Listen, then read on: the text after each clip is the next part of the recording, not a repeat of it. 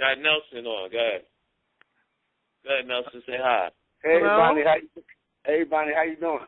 How are you? Who is this? I'm doing great. This is Nelson up in Buffalo, New York. This is Bonnie Harrison and also Andre and Tariq, Ugmagonline.com, the International Underground Entertainment Magazine, with the facilitator, Bonnie Harrison, Conversations in Hip Hop. Yes, indeed, indeed. So how are things in hip-hop land in Buffalo, Nelson? It's coming along. Rockside Productions, we're looking to take them on another level. They have, we have a night in Buffalo, per se, called First Saturdays. And what we're doing is this. It's 2 shows every first Saturday. The first show is from doors open at 6. The band start playing at 7. You get food, band, and comedy. The second show starts at 11. You get comedy and act and an after party. And the last show we had Mr. Cheeks. So this show is a major comedy show at Shays. So we're going to have several of them comics that's performing to do the after party. And we don't want to compete with that's too much comedy in one night. So therefore, we didn't do both shows. So we're just doing an after party, which is hosted by a comic. And it's called Battle of the DJs. But immediately starting next week, it's back to normal. Again, band, food, comedy early. And then we more than likely going to have rough ends. I'm going to know for sure tomorrow. But anyway, every first Saturday in Buffalo, every first Friday in Rochester, and every first Sunday in Erie. And we have another show in Hampton, Virginia. And we have another show in Summers Point, New Jersey, Atlantic City, which is our home base. Uh-huh. So you've really branched out. How well received generally are the shows? Beg your pardon, ma'am? How well received are the shows generally? Okay, first of all, in Buffalo, with my partner Rock and the rest of the party came from Atlantic City, as they would drive around city, he was saying how this of gold mine is virgin territory. Like in Atlantic City, everybody doing something. Every casino got something. So you really got to play hard to compete in Atlantic City with anything to do with entertainment. You know what I mean? So we was a household name in Atlantic City. So the Duke Buffalo was I hit a button or something. Hold up. Okay. Well, anyway, to do Buffalo, like about a year and a half ago, we had Big Time Thursday Night Comedy. It was hosted by Michael Blackson, right? And so every Thursday, you literally couldn't get in the building. So we stopped it for many different reasons. So we started to get back up, basically, and that was our first show. And it's once a month. So therefore, they selling it. It's fever for it. They started for it. I see. And we're giving. We did the Obama victory celebration, and I had a band. Yeah, we did the Obama victory celebration. Oh, I see. And we had a band, and we tapped into an entirely new market that I didn't even know existed. They don't want to see nothing about hip hop. Don't want to see nothing young. And so therefore, the early show is designed for that.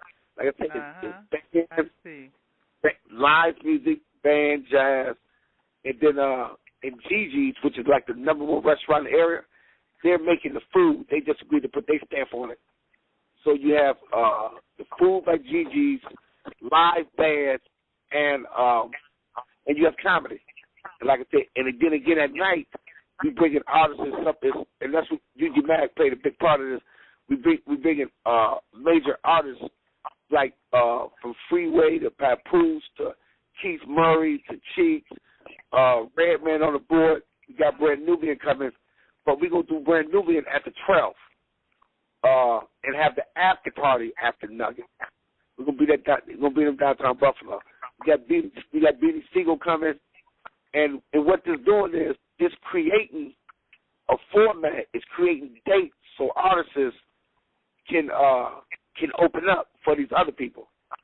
Well, and at the same time, that's amazing you say that because one of the things that UGMAG had been engaged in early on was providing an arena for artists to display their work and to do it in an environment where it's going to be appreciated and where they're not going to be exploited, and where there are options. It's just not just the way the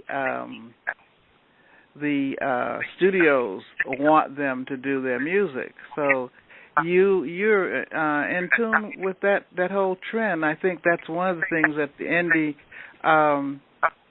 movement has generated, is options, so that people don't have to just settle for one thing because someone else thinks that's what should be available. Yeah. Tell me something. One of the things we deal with during these calls is, various aspects of hip hop. For example, tonight we're talking about, and I would just ask you this question: if you had the power to change something about hip hop, what would it be, and why would you change anything? To answer that question is also continue what we were saying is also in answer that question, what we're gonna do is that in those same areas we're gonna create distribution in those same areas and more. And like I was having a conversation earlier today, everywhere I go, the hottest MC be a cat that's not industry. And that's one of the motivating factors for us to create distribution. And when you come so strong in such a way, it transforms it. So therefore, what I'm saying is, one of the things that's wrong with hip hop is the essence is not there, the thoroughness is not there, and even people that say they so-called love hip hop.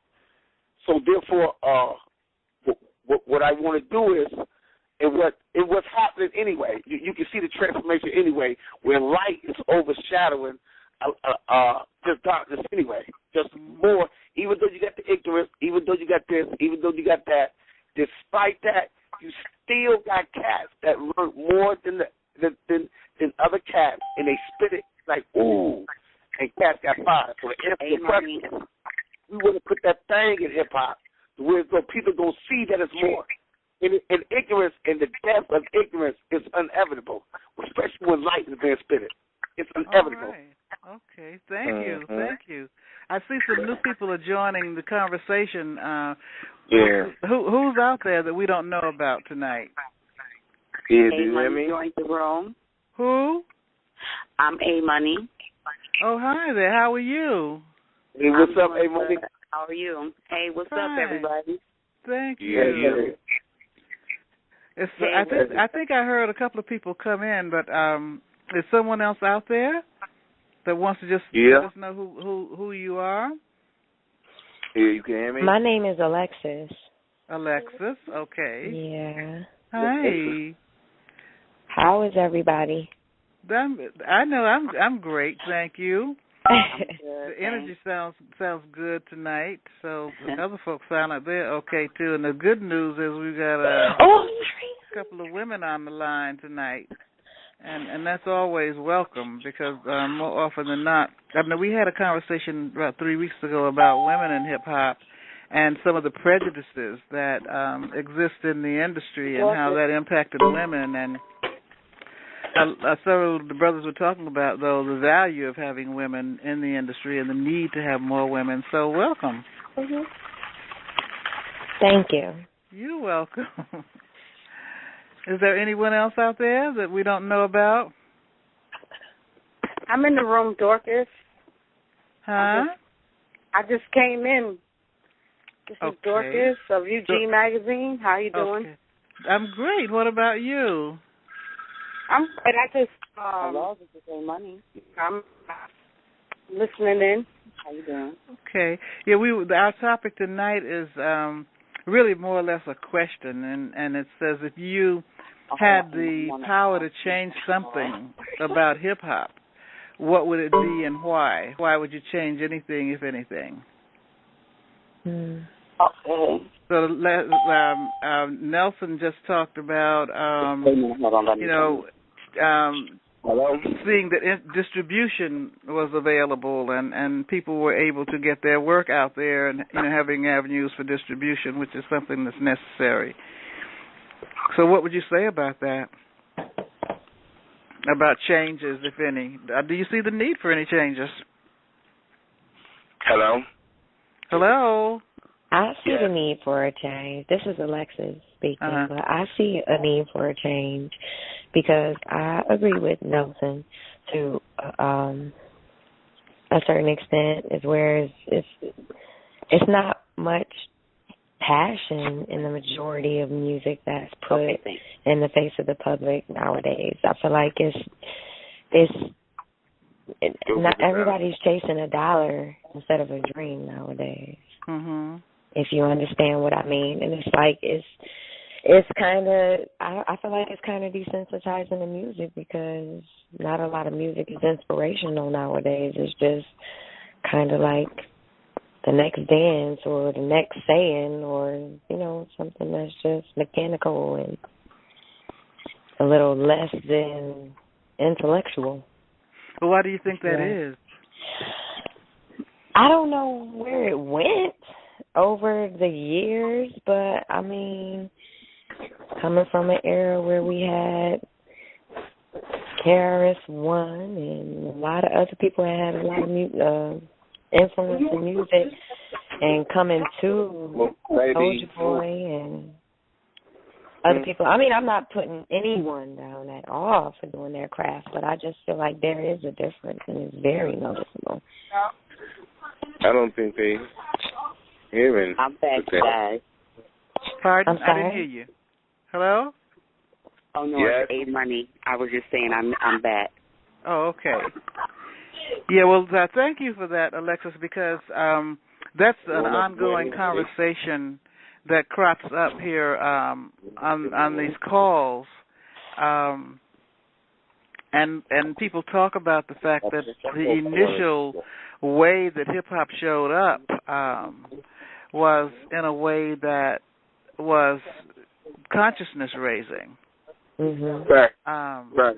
There was a totally different intention in the music.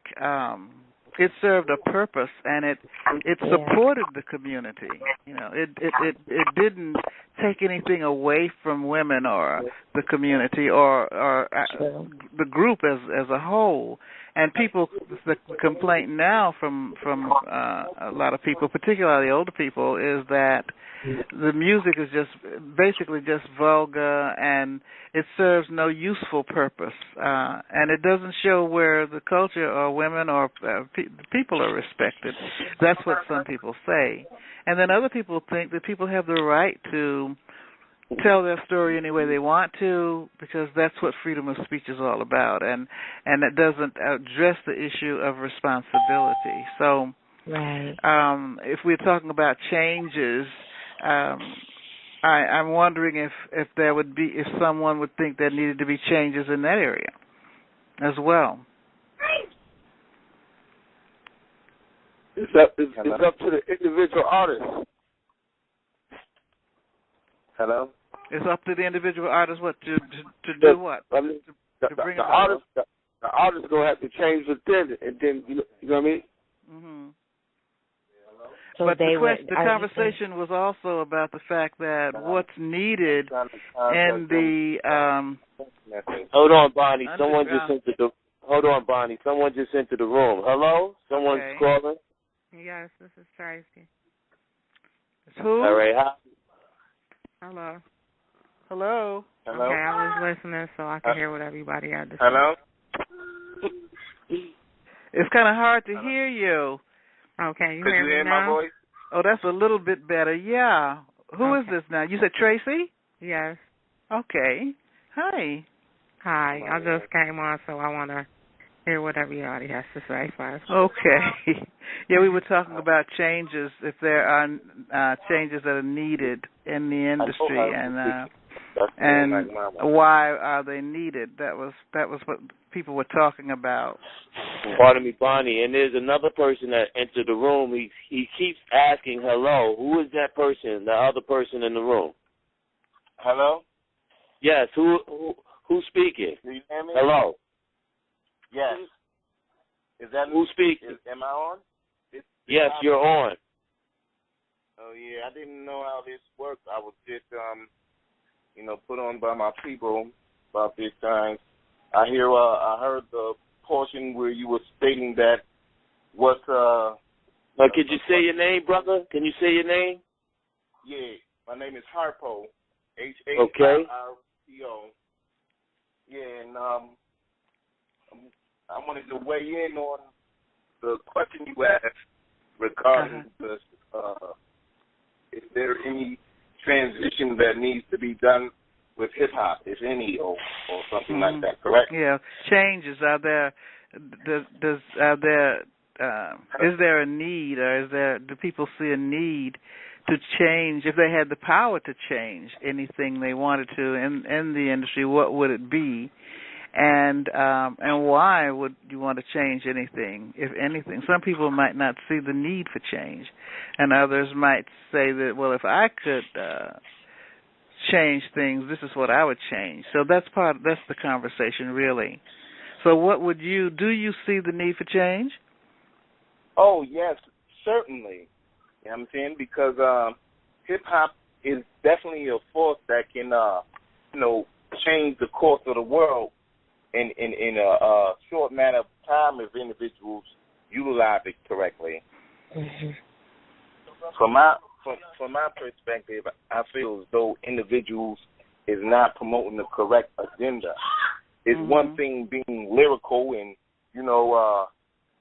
having a subculture that individuals adopted amongst each other, but it's another thing what you do outside of hip hop that is major in regards to some of the things you're doing for your community, building up your community, advancing the consciousness of your people. You know what I'm saying? And that's one thing that I really don't see, hip hop artists like 50 and all of them in regards to them promoting a certain consciousness among the people. Well, thank you, because that's part of the conversation we constantly have. That particularly historically, that was what we experienced with hip hop. It promoted something that was of value to the community.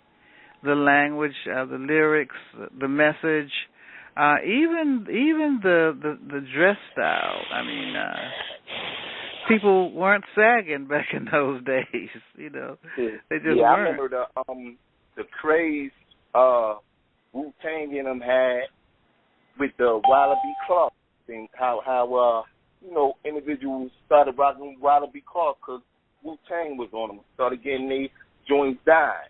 So that shows that hip hop has influential force behind it that is individuals who are the ones really hot out there. It's one thing having your videos and all that, but after the videos is off, man, like Cameron's asking, what you doing to build the community up? Because all around, our community, if you know your history, man, you will conduct yourself in a different fashion outside of that hip hop thing. You heard on your off time or whatever. I agree. I don't really see these brothers going to these schools, these troubled schools, man. If some of these people, man, they can change a whole school around in an impoverished neighborhood if they would go there and develop an infrastructure to say, yo, listen, this is what I want y'all to, be on. Here go the finances to encourage that more within y'all. You feel me? Because, the mentor infrastructure is there, but being that most of those programs is underfinanced, their ability to really be effective in their programs is really, hindered at times. You know what I'm saying? Especially depending on. Yeah. Yes. Oh. That's true. And then too, the whole conversation around consciousness and responsibility to community has been raised several times. And at the same time, there have been people within that same conversation who saw hip-hop as a way for people to earn an income, to make money, to better themselves, and that people had the right to do that. Definitely. So, but that doesn't speak then to what you just talked about. It doesn't speak to the responsibility and consciousness. Yeah, man, because I be looking on TV at these brothers, man. Them brothers be doing it, man, and I be proud of them, man, because, shit, otherwise they be in the dirt like everybody else. You know what I'm saying? So I'm proud of my people, man, flaunting it and all that, man, but let's change the course, because within a matter of, a certain amount of time, man, if individuals can, do tours and all that, tour and promote consciousness. Let's do a year 2013 where we, get together, people and promote a certain consciousness among them people, man. You know what I'm saying? Mm-hmm. Conscious tour. That would be certainly something different. It would be different in the sense that that's what it would be called, but it wouldn't be different in the sense that historically, if you look back to the hip-hop's beginnings, when people were out there doing what you consider touring, their music was conscious music. So the tour was a conscious tour. Mm-hmm. And even there were other musicians who were not rappers per se, but who had a style that was what I could call smooth rap, like Curtis Mayfield, for example. I mean, he was not a rapper, but look at the message that he carried in his music, and the way the lyrics were executed, the kind of rhythm that was in his music. So people were on more than one level giving us consciousness-raising music in the day that hip-hop was really at its peak. Mm-hmm. Yeah, that's true. I think the most important thing about being a musician, which would be a rapper, singer, whatever it is that you do in music, the most important thing about it is you have a voice. You have great influence upon other people. So I just think that the changes that need to be made is, the message that people are trying to send. That makes for a great message, makes for great music, makes for positive things to happen. Music is a universal language. You can speak to anybody through music, anybody. Yeah. And it's well, then just how do very we get more of that happening? I mean, I think it begins with, of course, everything begins with us, but at the same time, I mean, it really does just begin with you, with the one person willing to step out of their comfort zone and go against the grain and not do what everybody else is doing. Do something different. Stand out. Be that red rose in a flower field of white roses. Just stand out. Be colorful. Be vibrant. Be positive. Be something other than what everybody is. People thrive on negativity. They want to see what's funny, what's quote unquote ratchet out here these days. They like to laugh at other people's pain and misery, but what about, smiling at something good? People, I don't know. It's a huge different change that happens. Not for it seems though that one of the reasons more of that doesn't happen is that the people that people assign to, that have contracts with, want them to produce a type of music that doesn't support us in any constructive way as a people, And so if individuals have under contract, they're going to do what they're told to do, and if what they're told to do is to create this ridiculous music, then that's what they're going to do. And then, too, if they're not being politicized themselves, because one of the things we talked about is some of these people grew up in an environment where this language and behavior is normal. Yeah. They know their mother and father talk like that and dress like that, and their uncles and aunts. I mean, you've got grandmothers in their 40s and 30s sometimes, and who grew up in that era where when it came to certain values, they were kind of absent because they didn't get the political education that people got in the 70s and 80s. You see.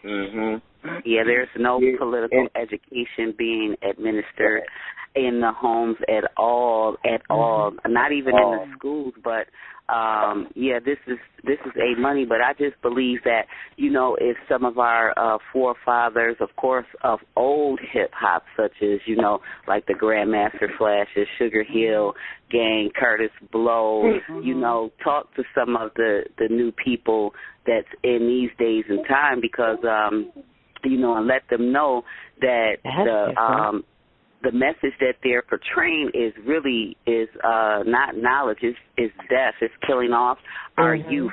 No matter what color, race, creed they are, it has no color anymore. Hip hop has no color.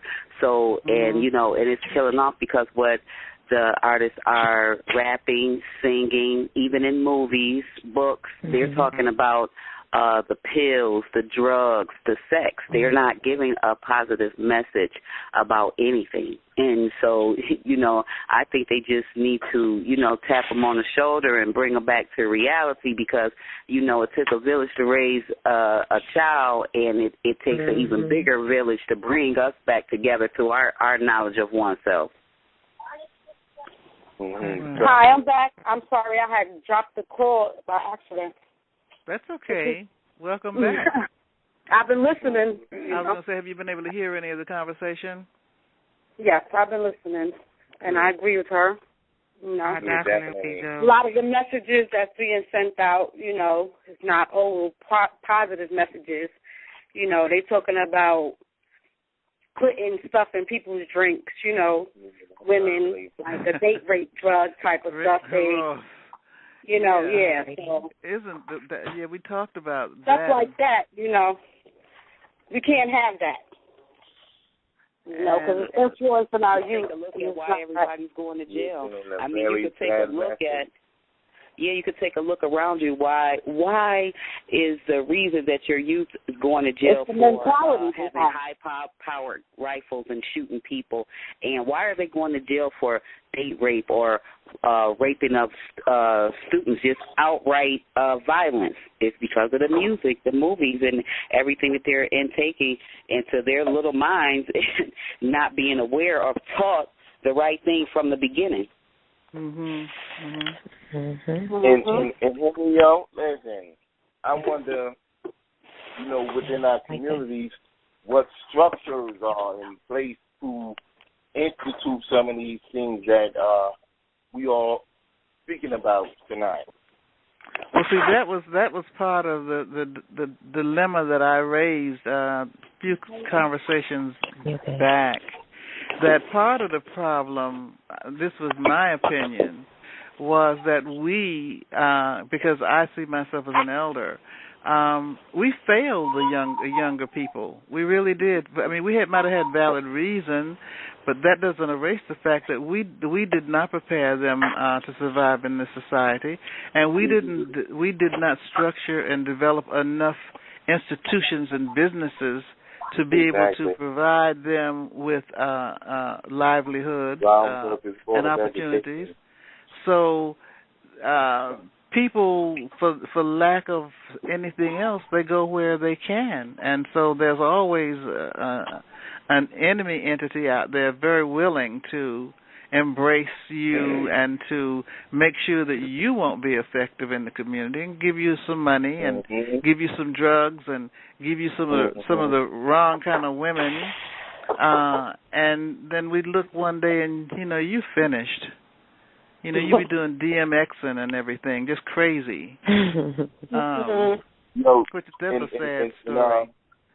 Can I make mention of this because me myself, I went and acquired certification as a parent member of the Committee on Special Education here in Buffalo and things of that nature. And who is this?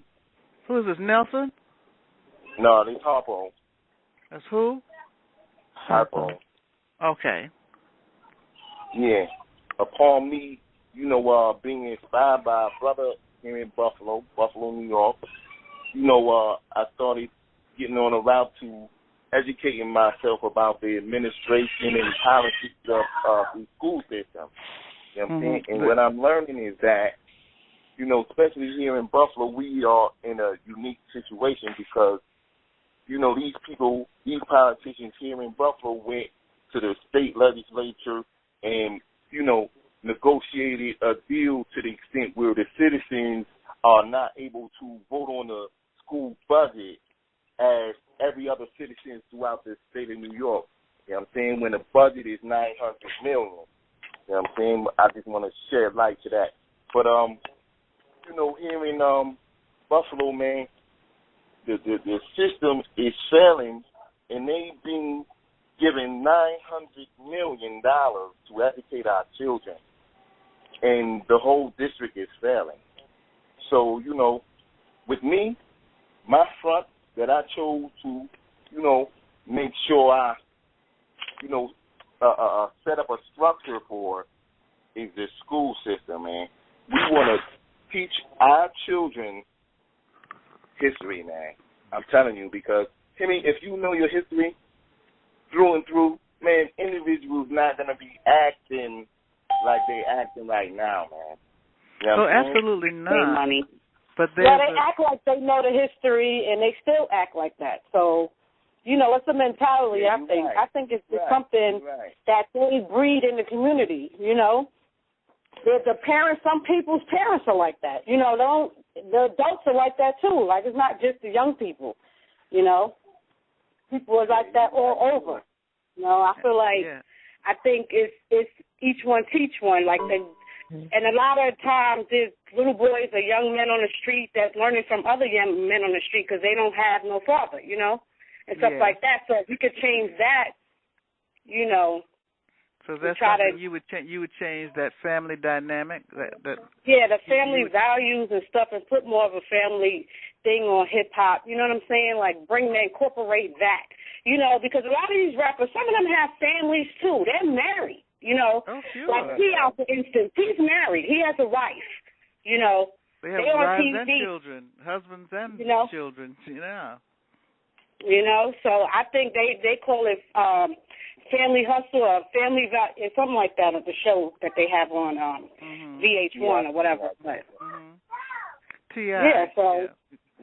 like he's a good family guy. He teaches his kids lessons and stuff like that. Like and even though he might talk that stuff, he does have good family values. I see in a rapper. Yeah, he lives a different story. Right.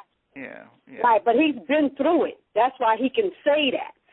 He did live that life, at one point until his friend got killed. So, after that, he was just like, it's all about family, family values, And the family that hustles together stay together. So that's how he stayed, And even in the community, if we was like that and was together, then we can build together. But it seems like everybody want to be separate, so that's what it's like. Well, that's why we have so many problems, because we used to stick together. When I was little, I seen a lot of the stuff.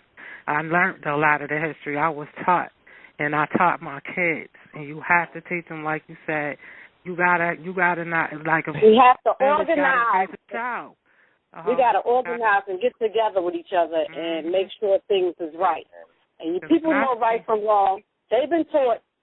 Yes, kids have been taught. The parents be trying their best to do, and there's some parents that really do put in the work, but some, no matter what they do, sometimes it's the kid is just out of control. You can't always blame the parent, because sometimes it don't beat them.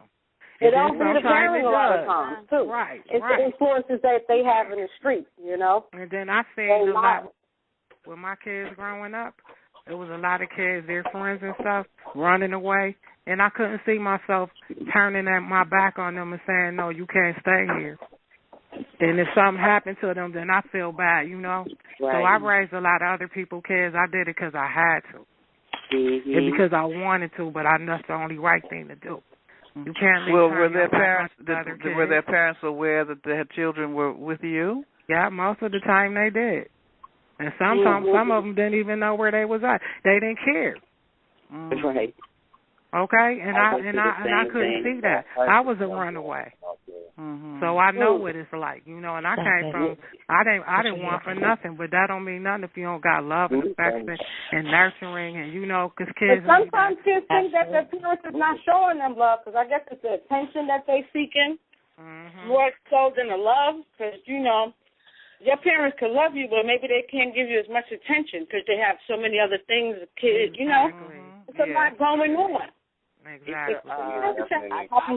I agree with her wholeheartedly because, you know, I did the same thing. I had a house full of children, and they just took to me because of how I love my kids. But I love my kids because of the things that I went through, you know, the suffering, the pain, and abuse. So it's all learned behavior.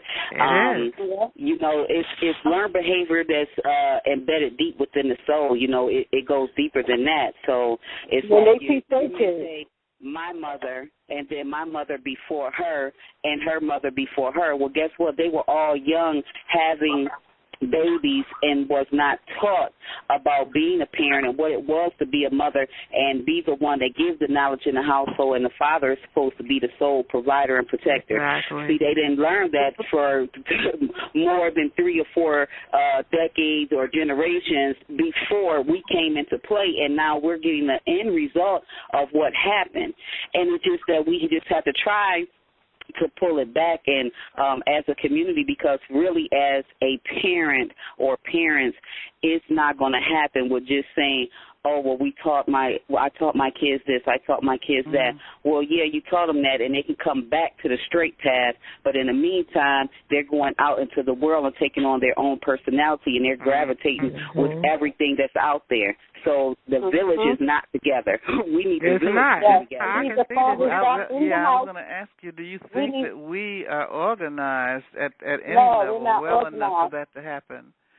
And who would be responsible for organizing something like that? How would that happen? Like, we need more fathers to step up to the plate and stop leaving these women single, pregnant with no men in the house. Because most of women are head of their household. Black women, you know what I'm saying? That's how I grew up on. Is minority of women are, but may I say something, and this may cause a little spew, but I'm so tired of everybody saying the father needs to step up to the plate. There wouldn't be a father if that woman was more responsible in what she was doing. Okay, you cannot just believe it on the father, because he would not be a father if you kept your legs closed or you used protection. Mainly kept your legs closed because, you know, in the Bible, Quran, or however you want to put it, if you want to get biblical or spiritual, whatever, you should be married and having values on making babies, not just saying, and the man should have the same value. I'm going to take on this responsibility as I'm going to love him, but you're not thinking about with that thing that you planting the seed, he's planting the seed in you, and who's going to love it, because he can walk away any day. He's not obligated to that child. He's just not. He's just not, and we have to realize that as women. We cannot keep beating these guys in the head and say, oh, my baby daddy, because you wouldn't have a baby daddy if you have morals about yourself. Well, are we saying then that part of the problem is women's irresponsibility? Yes, it is. It's our responsibility to guard our modesty and our temple. Once we let our temple be defiled, like I'm saying, is that you let him enter your temple. So it becomes your responsibility to take on that responsibility of knowing you can have a baby or 3 or 4 at once. you know, because you don't know him anyways. You didn't sit down and get to know this individual that you giving your body to, and I'm victim of it myself. You didn't, you know, say, well, I'm going to get to know you. You just said, oh, he's fine, or whatever he's saying makes me happy, and whatever we doing right now, we about to get it in. You know? Right. Boom, wham, bam. And then, you know what, the baby comes, and then instead of us worrying about nurturing that baby, we worrying about nurturing him and calling his phone and wondering who he making another baby with. You know, we going crazy. Right. That drama does go on. Yeah. Yep, the baby but the bottom, but the fallout is the children that are born of these relationships grow up. And they are the ones that are out there rapping. Yeah, they lose. And they didn't get exactly what we've talked about tonight from home. And they really rear themselves and their friends, their homies, you know, their crew. That they run with that crew. I mean, those are the values they live by. But yet and still, these are individuals who are producing music that other younger people in their age group, you know, love, and they're getting signed contracts, and for the purpose of continuing to produce, I mean, these negative lyrics and send these negative messages and create these negative images. One of the questions I asked last week was, when you listen to some of the lyrics in hip-hop and how demeaning it is for women, then what do the hip-hop intimate relationships look like between men and women and whomever, men and men, women and women, men and women, whomever people are? But what do those relationships look like if the language you're using and the way women are depicted is so demeaning and degrading? How then do you think that the relationships are healthy? Do we know any healthy hip-hop relationships? Well, you know what? I don't know of any, and I'm a radio host myself. And like I said, I'm not pointing any fingers because I'm victim of most everything that we're talking about. Because, for one, none of us are perfect, but we can strive to do better. And the one thing about hip-hop is if you take a look back at what they're saying, what they're rapping about, or what their music is about, what they're singing from, because they're doing this from their soul, whether they're high, whether they jacked up off of something or whatever, their experience that they're bringing onto the world is pain and grief from what they experienced. And if they hadn't experienced it, they watched this happen to their mother. And so now the only healing that they find within themselves is to give what we call a negative message. You know, well, one of the things that we said was that if you listen to the music, exactly what you just said, you see so much pain and anger and rage in the music. And I contend that there needs to be some spiritual healing going on. I think that people's hearts have been broken. I think young men and young women have been neglected and abused and disappointed and mistreated and are angry and are hurt, and it comes out in the lyrics. So how do we then? One of the things I do to address that is I run seminars and workshops and retreats. But I don't know of anybody that's doing any kind of healing work in the hip-hop community. So you've got people that are out there with these gaping wounds, bleeding all over the place emotionally and spiritually, whose heads are just screwed on backward and sideways, and there's no way for them to heal because there's nothing out there designed for that individual to begin to take a look at themselves and to begin to address those very same things that they're singing about that impacted them personally. Those wounds have to be healed, and until they are... Yeah, because they too... I don't mean to cut you off, but I think they too busy getting money. Like, that's what it's all about. Mm-hmm. That's what they make it. They glorify And you know instead what? of giving The off, opportunity, they keep it their money. the opportunity for them to do otherwise is not there. They give back, but they give back to other countries and stuff like that. They don't give back to the community they came from. I really hear that a lot. You know, some people like Nas, you know, but you know, it's more or less how much money how far is your money bracket? You know, that's what it seems like to me. So I think that would be another change that, you know, the rappers should make and put into the community that they talking about. You know, change being what? Investing in the community financially? Is that what you're saying? Mm-hmm. Well, who would hold them accountable? Who would hold them accountable? Well, they do have themselves. Once the knowledge of oneself, once the knowledge is put out there, once the knowledge is put out there and is spread globally, virally, then it's all up to that individual himself to take the next step into doing what's right and what's proper, what's correct to him in his knowledge. But if he don't have knowledge of it, then he won't do it. If it's not being spreaded, it's not going to happen overnight. You know, it can be spread virally, globally, or whatever. But these are the people that made them rich. You know, in a small circle. They're the people that got them to where they are because they're fans. So, and they're people that spend their last money on that type of stuff. You know. That's so, right. You know. Give back to something. In the hip hop community, you asked the question about the change and what would we make as a change. I really do not like the fact of the defiling of our temples as being a woman, and I feel that we cannot really point the finger because we hustling and chasing the dollar and trying to be on the video and trying to be in the movie and exploiting ourselves because of the power of the dollar.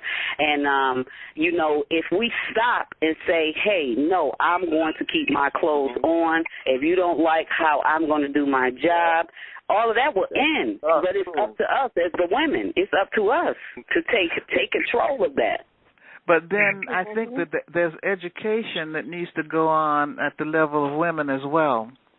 It's not just the brothers; it's the sisters that needs some healing too, because it's all those unhealed wounds that set women up to put themselves in a position to be taken advantage of, or to choose to be irresponsible, or just not think, and have children by people who have no vested interest in that child. So, and so children just generationally keep getting the same messages. You know, I'm not loved, I'm not worthy, mommy's not worth anything, she cares more about him than she does me. Just all kinds of messages children get, and they grow up very angry. And I, as I said before, I have a platform to address those wounds, to address that anger, to address some of those things that result from those kinds of experiences. But how do I then make this available to the hip-hop community? And would people in the hip-hop community be interested in coming to a weekend retreat, for example, or a day-long... They would do that. I believe so. And people like to go on trips, you know? So I think that'll work. They would love it. I believe that the hip-hop community would love it, you know, if that spread globally, you know, doing something like that, because not just because of the purpose, but the purpose of gathering, because we all love the purpose of getting together, getting together and thinking. And communing. That's right. indigenous to us as a people. Right. That's part of our culture, to get together, to commune, to share, to tell stories, to reminisce, because that's all hip-hop is about, is reminiscing and telling stories. But being in an environment that's designed for us to tell our stories, to reveal our pain and disappointment, and to heal those wounds, and because I see it happen over and over and over. Weekends, people come in on Friday, Sunday afternoon, they leave, they're transformed. and they continue that work because you've got to take responsibility for where you're at. So what I think I'm going to do, since I'm hearing some of you say that you think people would be interested, I'm going to ask people to take my email address and send me your email information. And what I will do is we'll communicate and see how we can pool our resources and make this happen. Because I don't believe anything works outside of community. I think that things have to be co-created. We can't create things alone. And when we do, we don't do as well and we don't reach as many people. So I'd like to invite those of you out there to get involved in this process with me, this healing process. That's what I can bring to the table. I'm a therapist and I'm a coach, and, you know, those are things that I know how to do. Some people know how to write music. Some people can dance. Some people can sing. Some people can rap. Well, I don't do that, but I do what I do very well, the transformational work I do well. And so what do you suggest we do so that I can create something and we can all be a part of the creation? This is what we're doing now. Like I suggest, like you said, get everyone's email, contact information once you give yours out, and we give ours back, and you'll know who's interested because they will stay consistently and diligently in contact with you and giving up our ideas as we see in the different communities, because we all come from different environmental communities, and we give you what we're going through or what we see in our community, and ideals of how we can bring things to the table to formulate it as a community. And I think that it will be a good thing, and I believe that it will grow from there like a virus. It will just grow from there like a virus. Well, I'm excited about the idea because I know it can work. It works for me in other arenas, and this is an arena that I think is that element is lacking in. And it's an arena where it's so obvious how much pain is existing out there, how much anger and rage is out there. And rage and anger, all that stuff comes from these early childhood wounds that have never gotten healed. And then there's the mother who had wounds, and mother's mother had wounds, and then daddy had wounds, and daddy's daddy had wounds. Right? So we look, and so here we have all these wounded warriors whose energy is being displaced. It's being misused and taken advantage of, when if that energy was directed toward our community, we would be untouchable as a people, because we're looking at some of the most talented people in the world, often imitated but never duplicated. We look at our folk out there in the industry, people imitate this work, but no one can duplicate it. They just cannot do it. So I'm going to, does everybody have a pen and they can write down my email address? Yes, I'm ready. I've been ready. I've been waiting. Okay. Here it is. It's Bonnie, and this is all lowercase, BONNIE, NYC65 at yahoo.com. And what you can do is send me an email with your contact information. I'll email you back, and then what we can do is get together those of us that respond. We can get together those of us that are in the city or nearby can meet in person do a meetup, or we can just have a separate conversation on another call and start structuring these things and getting the word out. That sounds like a great plan. What do the men think about it? Because this sounds like something that the sisters were kind of more suggestive of than the brothers. I know we got one man in the room.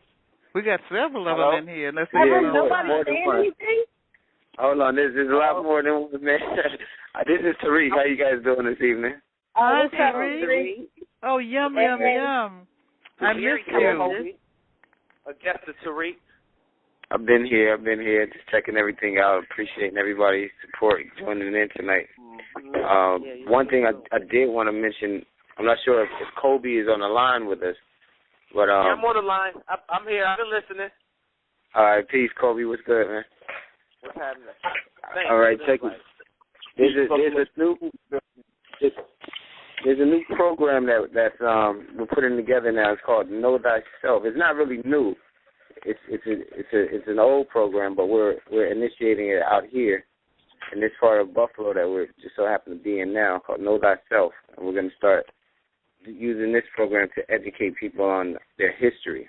Mm-hmm. And Kobe's like in the forefront of that. If you can, Kobe, can you just interject on how you see that healing? Yes, sir. Thank you. Yeah, the Know Thyself movement, as was started, I believe, under the premise that right knowledge corrects wrong behavior, and with that being said, we believe that we're going to test this premise, and we came up with the Know Thyself experiment.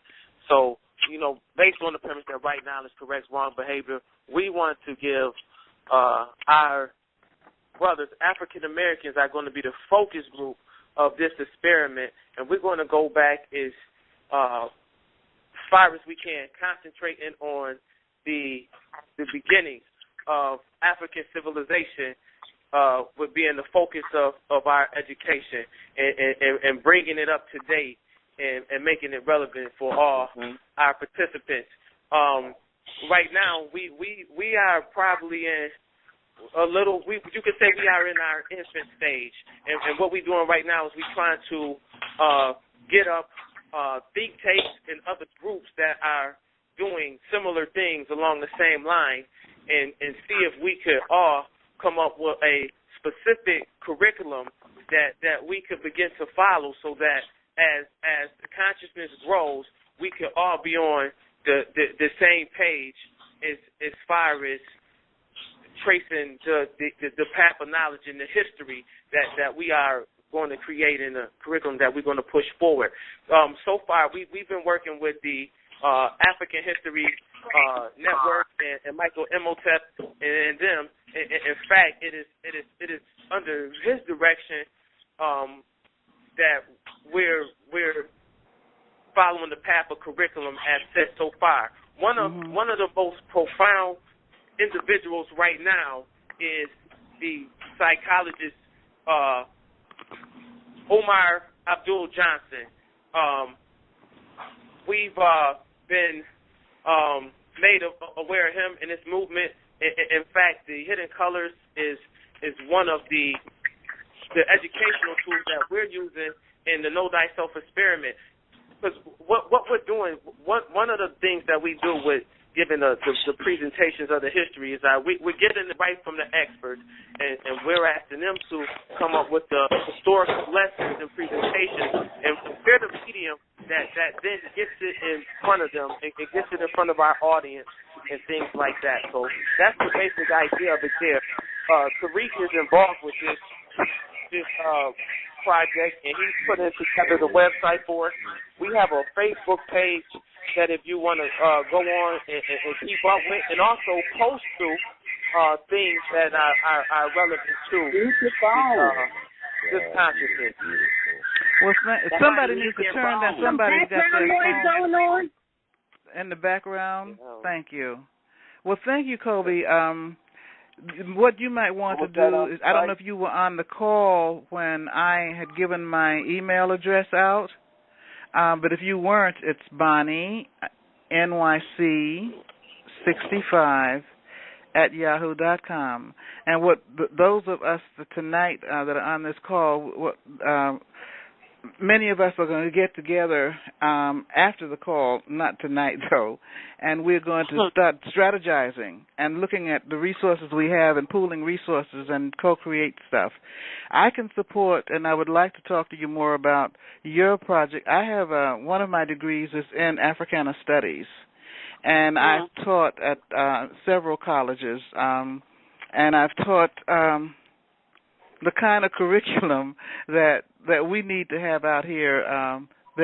We don't have any more political education going on, and I remember my political education took place during the period of time that we would get together at each other's homes every week, and we would share information and knowledge, and that was in the days of Len Jeffries and Manawa Kenyati, and I was involved in all that stuff. We don't have that anymore like that. But what I'm saying is that we certainly have enough information in our community to be able to take curricula that already exist and pool that information and create something specific for what we need. So feel free to take my information and email me yours, and I'll be talking to Tariq, of course. And Bonnie, so do you have a Facebook page? I do have a Facebook page. I have a website. My site is being worked on, as a matter of fact, right now, so you might not get as much information if you go on it as you are going to get soon. But my website is, if you want to write this down, it's www. I'm in a vehicle, and I don't seem to have a pen. I can text it to you. That's okay. You can get it from. Reed, you got all. We could get. Okay, yeah, we. Yeah, I can text it to you, Kobe. Okay, but it's www.BonnieHarrison.com. TheBonnieHarrison.com. That's my website. And I do lots of different kinds of trainings and retreats working with different populations of people, because my contention is that everybody in our community has value and has resources that we need. We can't afford to turn anyone away that can benefit the cause that we're talking about. And I think we can use hip-hop as a vehicle to get a lot of work done. And it means we're going to have to do some surgery on hip-hop. It's got to go to the hospital, too, Sometimes you have to, all bodies need to get to the doctor sometimes just for a checkup.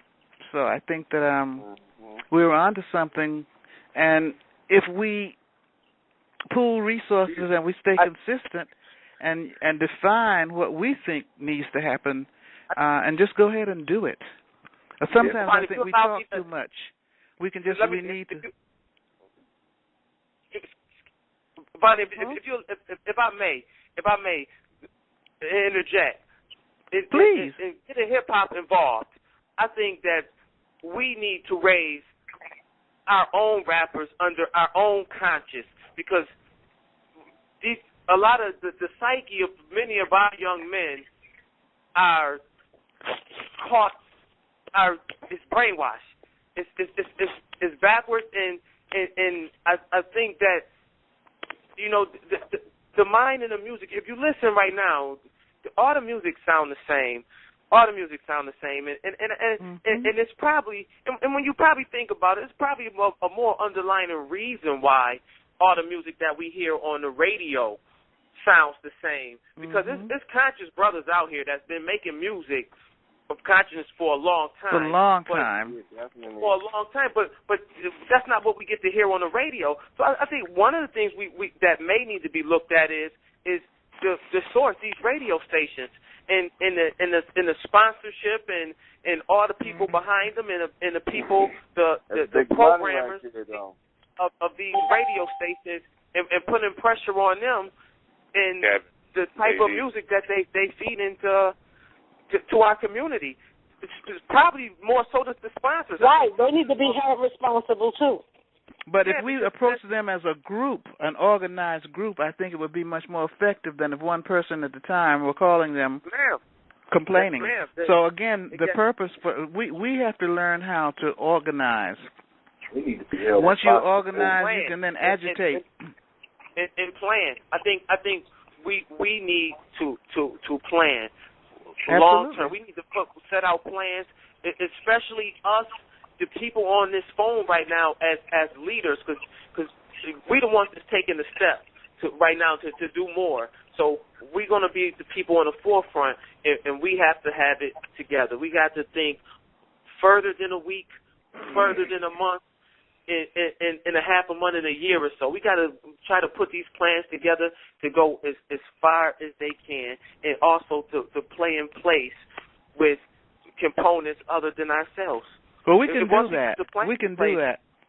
Yes, we can. We can do that, and I think we are doing it right now. The conversation is about doing it now, and I think one of the things that will make what we do successful is you've got to, I think one of the problems here is that people don't have the level of consciousness that informs them, that says to them that what you do should not be about you. It should be about helping the community.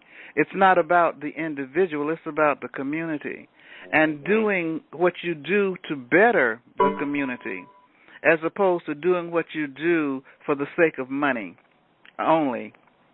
And I think sometimes people that have never had anything get caught up in the money, and even if they started out wanting to do something for their community, they get so caught up in the mirage.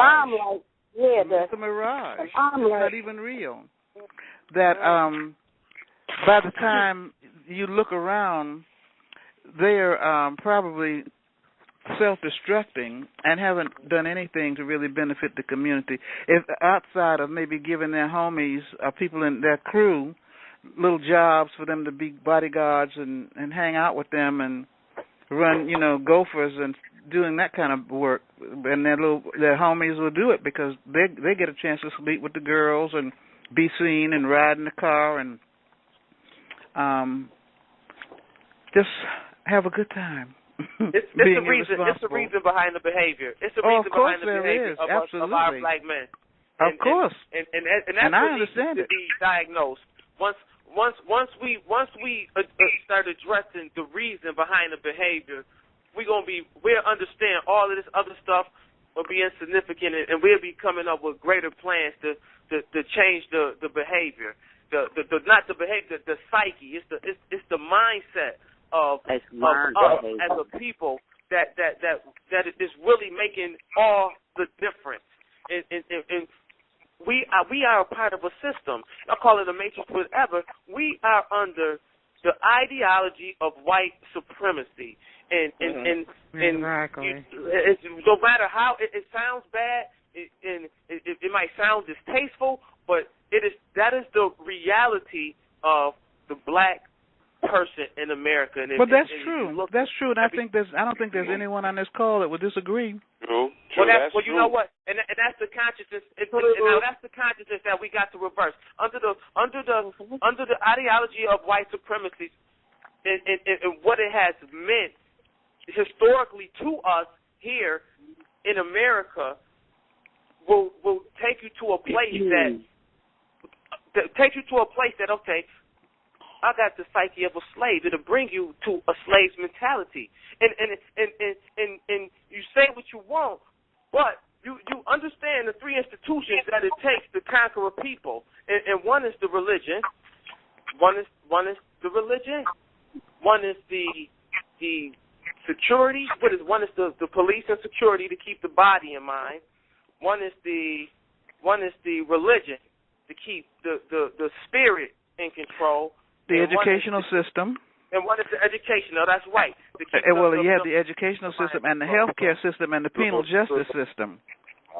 So you have education, healthcare, penal justice, religion, and then the medical science. And that's what has been the downfall. Someone needs to turn their volume down. Someone needs to turn their volume down. And here's the most significant thing of all of that. With all of that said, the most significant thing of all that said is that the black man and man of melanin in his skin is the original man of this planet. We created civilization in ways of thinking and sciences, and we passed them on throughout this country before the white man's conquest. Point blank, period. And that's why, and that's what the significance of white supremacy means to us, is that it is a legacy lost. Our history is a reason why they don't teach our history past post-slavery. It's a reason why there's a such thing as Egyptology. Right. That a whole system that they came up to explain away the findings of Egypt. And Egypt is just a piece of African history. There is, look around, look in Africa, and look at all the great cities in Africa. They didn't pop up overnight. They've been there. It was these are dynasties that have lived, hundreds and hundreds and hundreds of years.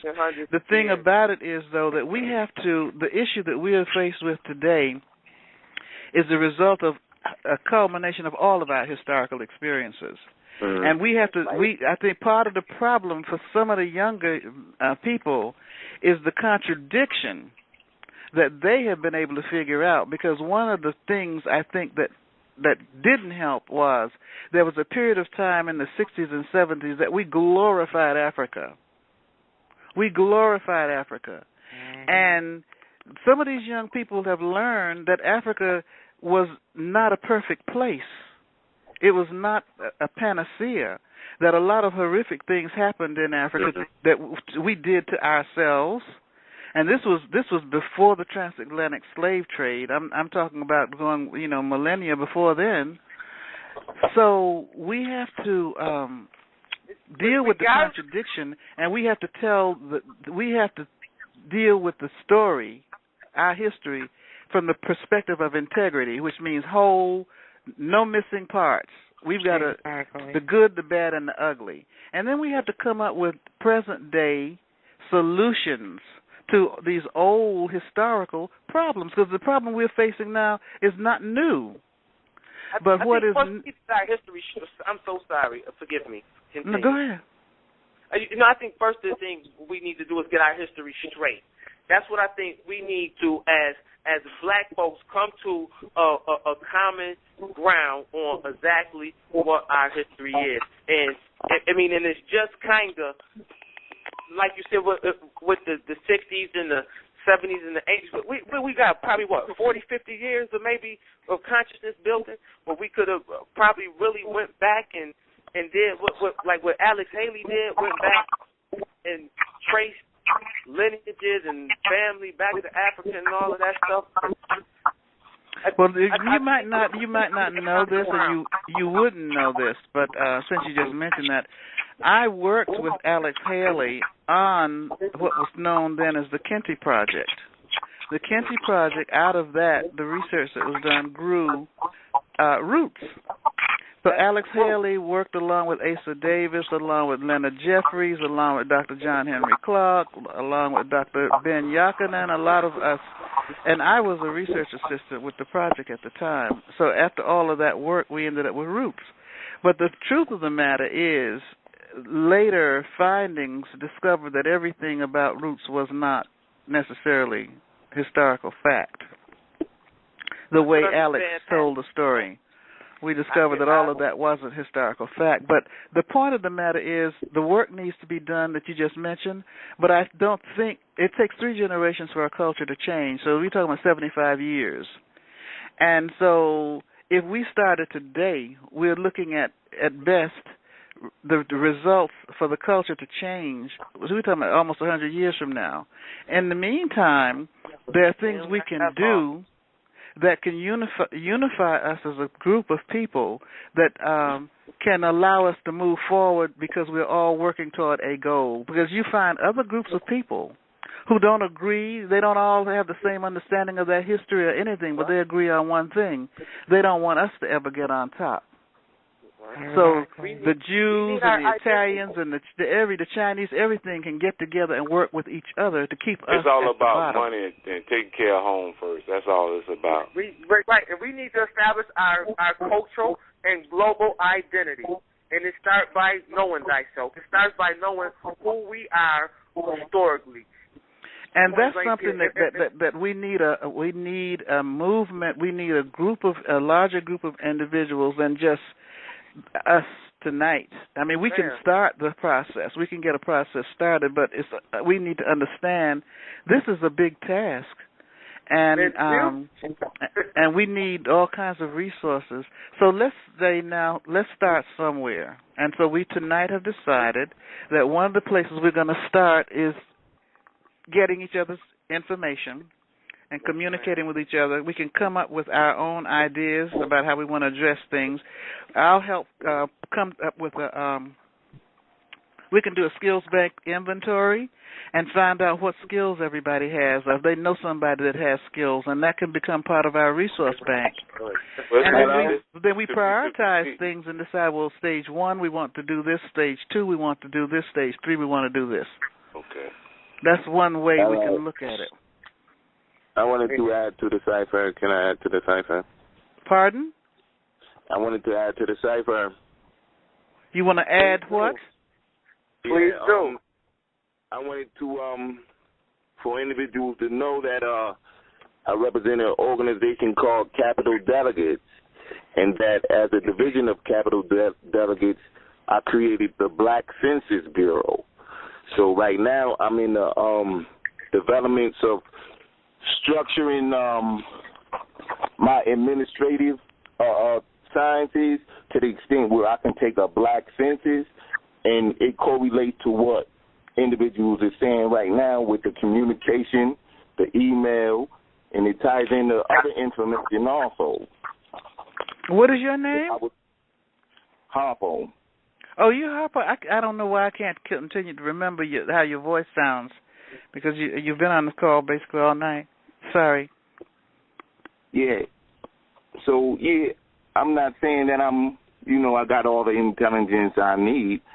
I mean, I did come up with a concept dealing with a black census, and I'm trying to sharpen it up to the extent where, we can start building certain databases on our people, man, so we can utilize that information. The information is already out there in the web anyway. Yeah. You know what I'm saying? But anything you want to know is, basically.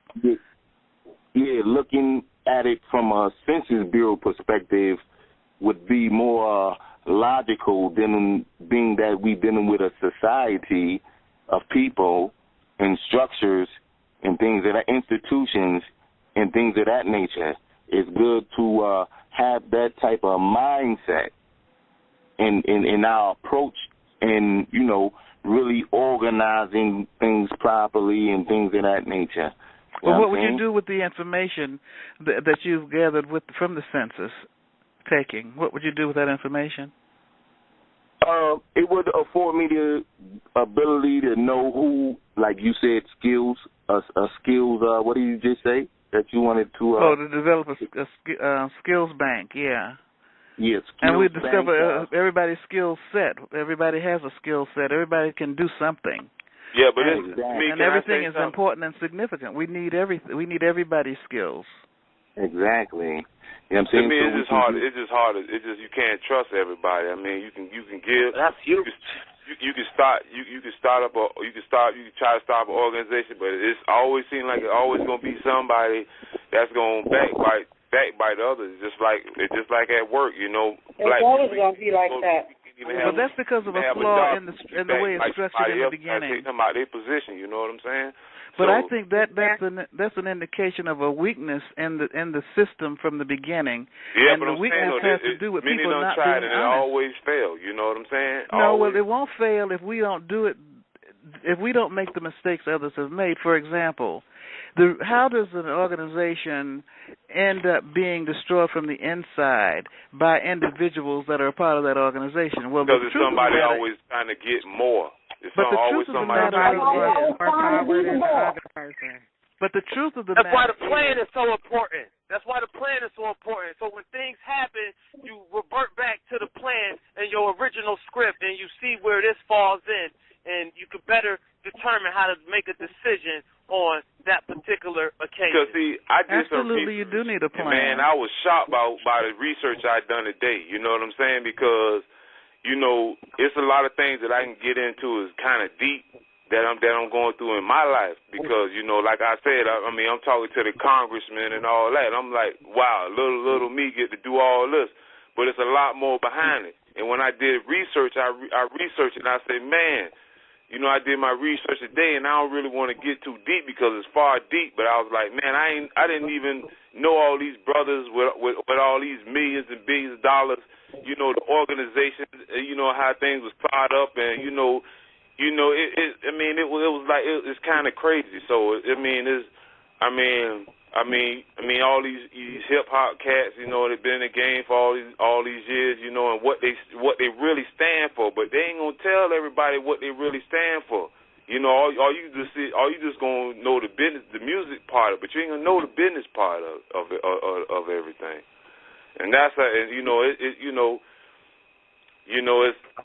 money plays a key role in a lot of situations. You know, you're not gonna be happy if you don't have the money resources. Then you know, when somebody do have the money resources, like you were saying about they look at you like a different way. You know, they think they better than you. But that's just how the white man make it seem that way, make you feel that way, because he had money, he was born with money.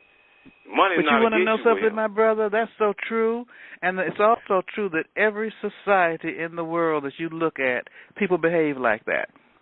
That's it. You know, it's not just a relationship between black and white folks. You're reaching your hand out to help somebody.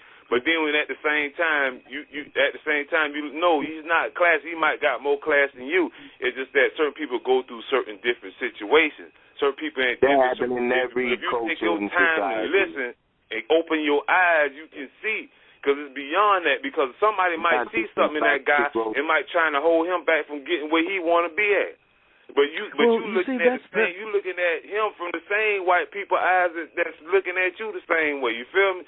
So it's all about. That's why I say all this come into trust. If you don't have a trust in your organization from the gate, it ain't gonna work. It ain't gonna look right. It ain't gonna be right, because it's always be somebody that's going to take this organization to a bigger level, and they doing it because of money. They're gonna do it because of money. Well, we talked about that, and what we have to look at is the fact that part of the problem, I think, when it comes to organizational development, is people get together initially because they kind of need each other, but sometimes they don't have a whole lot in common, or sometimes they don't even like each other that much. Mm-hmm. But nobody's willing to be honest and operate out of integrity and say that and lay the cards on the table and talk about the issues they have with each other. So they'll whisper among themselves and talk about it behind each other's back, and by the time stuff starts happening, you start getting dissension. Then the whole thing starts coming unglued. People then begin to be territorial. They want this piece of the pie. This is mine, and that's not yours. And that's how it works. So if we know that's true, then what we have to do is make sure we safeguard against that. I just want to interject the fact when and this is what we got to get away from, when the gentleman was saying how white people was born with money. Most white people are broke, and we got to get away from that. And they operate off credit. They operate off credit, not talking about this. I live around a bunch of white people. My kids, and most white people don't even have. Most white people the ones that do have don't even have a bank account. I just want to let you know, we got to get away from that fallacy. Most white people don't even have a bank account. Most white people is broke, have a bank account. They number one on the welfare rolls. They doing the worst in America. It's just that it's a big percentage of white people, and we take it. So we got to get away from that. White really don't control. And then white drop with money. A white person can go to a bank and can borrow money from a bank and get by quicker than a black person. Now let's go. Okay. White knowledge corrects wrong behavior. Because if you knew something about the American system, you will understand that black people in America are not citizens. They are called what is termed as citizens, which is the privilege of citizenship as a result of. And that's what we are. And that's why white people got credit. Okay. Why do you think? Hello, we can't but one person talk at a time. Only one person. Hello, one person at a time, please. That's the rule of the conversation. We won't have everybody talking at the same time, and we're not going to talk over each other. Right. So we have to be able to respect this process. Everything we're talking about means nothing. Right. So we need to look at it and realize everybody has something to say, and everybody thinks that what they have to say is valid. But we don't have to yell at each other to You get right. people to hear us. Right. But see, what we must grow from is this. This is what we must see. First of all, because I love to see entrepreneurs, black, white, what have you, but I love to see my young brothers come up and get this money and be entrepreneur and have a certain type of mindset. But you cannot create wealth by thinking a policy. Again, a black millionaire going to get more than a broke, no disrespect. Boy, he's going to get more credit, more respect, more everything amongst a white person. I live in a suburb, and if a broke white person moved next door to my white neighbor, he going to have a problem with it. I'm just being honest with you. Yeah, can I say something, though? Can I reiterate? A person that's on his dean not going to let no broke cracker stop him from doing nothing, interrupt him from doing nothing. What does that have to do with the conversation in hip hop and how hip hop can impact the community in a constructive way? We can't blame no one but ourselves. What I'm saying is this: hip hop is a condition of the consciousness of the people. Bottom line, and it didn't get there overnight. The seed that was planted is our consciousness. That is what it is. And to think the same way and expect a different result is fairly. So my point is, I was just going to interject. That's one of the problems by giving someone else all this power and authority. It is greater than he is greater indeed. That's entirely of the whole world. So we have to dig inside ourselves and create what we want to create with no parameters and no blame on no one. Hey, they stole it all, brother. Let me tell you something, man. I got a heritage that's rich. I mean, I'm half African American, half Blackfoot Indian.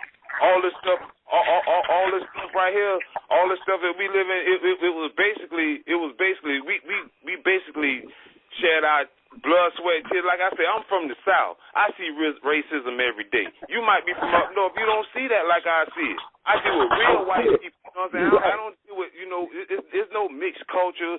It's no, Latino group over here, Mexican group. No, it's majority white.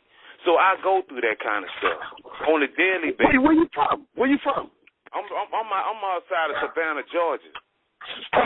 You're outside Savannah, Georgia. You know what? If I can interject, the point I was trying to make is you got to understand it, and especially when you're dealing with black people, that our problems stem deep, and our problems are problems of the psyche, of the psychiatric, and that's what it all boils down to. It has been diagnosed as post-traumatic slavery syndrome, and it's real. We think a certain way. We don't trust each other. We handle money differently. Unconscious black think a certain way.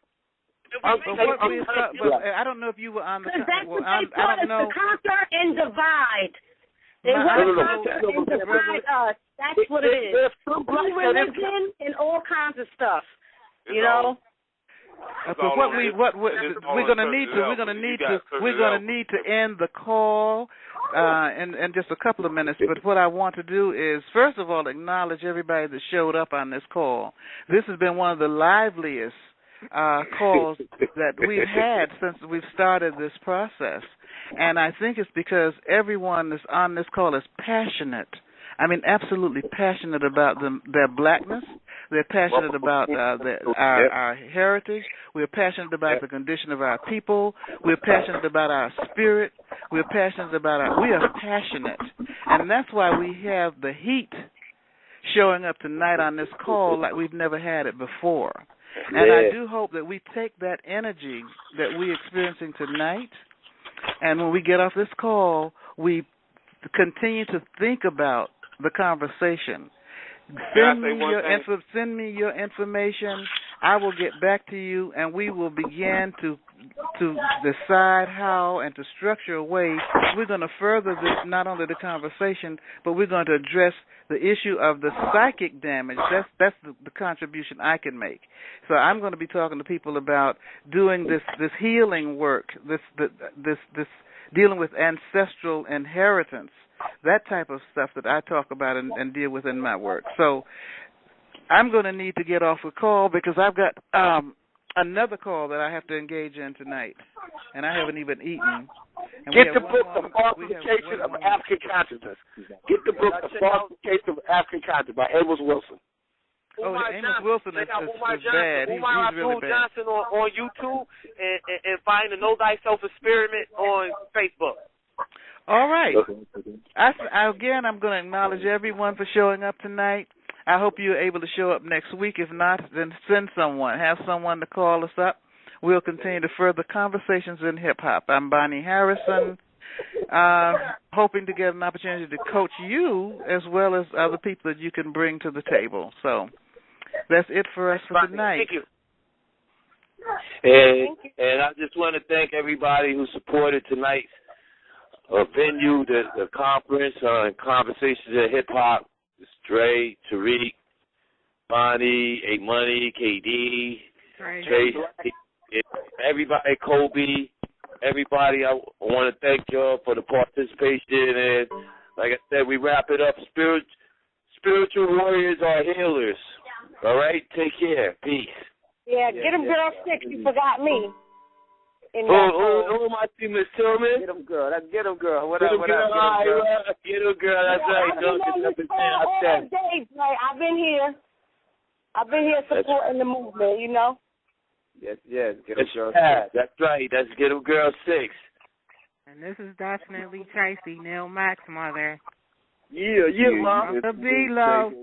Hey, Money, can you please give me that, also that Know Thyself information on Facebook? Yes, I can get it for you. That's no problem at all. Okay. Yeah, I need that too, Dre. All right. Kobe's off the line? Yeah, Kobe went off the line. All right, so I'll share that information with you. All right. What's up? Bye. All right. Good night, everyone. All right. Good night. See you guys next week. Same time.